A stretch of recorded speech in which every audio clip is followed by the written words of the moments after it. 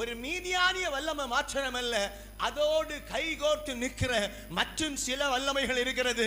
அந்த வசனம் சொல்கிறது, அமலேக்கியவர்கள், கிழக்கத்திய புத்திரர்கள், இவர்கள் என்ன செய்கிறாங்க? வெட்டுக்கிளியை போல என்ன செய்கிறாங்க? கூடுகிறாங்க.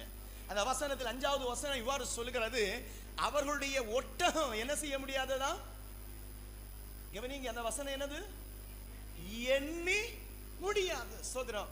அப்ப அந்த அவங்க கொண்டு வர ஒட்டகங்களே எண்ணி முடியாத அளவுக்கு சோதரம் பெரிய படையாக இருந்தா அதை நடத்துகிற ஜனம் எவ்வளவு பெரிதாக இருக்கும் என்பதை ஒன்று சிந்தித்து பாருங்க. அல்லேலூயா. ஒரு இப்ப நமக்கு ஒரு 10 ஒட்டகம் இருக்குன்னு நமக்கு என்ன செய்யலாம்? எண்ணலாம். 100 இருந்தாலும் என்ன செய்யலாம்? எண்ணலாம். 1000 இருந்தாலும் என்ன செய்யலாம்? ஒரு அளவில் எண்ணலாம். 10,000 இருந்தாலும் ஒரு அளவில் நமக்கு என்ன செய்யலாம்? கவுண்ட் பண்ணலாம். 1,00,000 இருந்தா என்ன முடியுமா? ஒரு விதம் கஷ்டப்பட்டு வேணா என்ன செய்யலாம்? எண்ணலாம். அதற்கு மிஞ்சின அப்ப இங்க சொல்லப்படுகிறது என்னது? எண்ணி முடியாதது. எவ்வளவு எண்ணினாலும் திரும்ப என்னது? வந்துகிட்டே இருக்குது.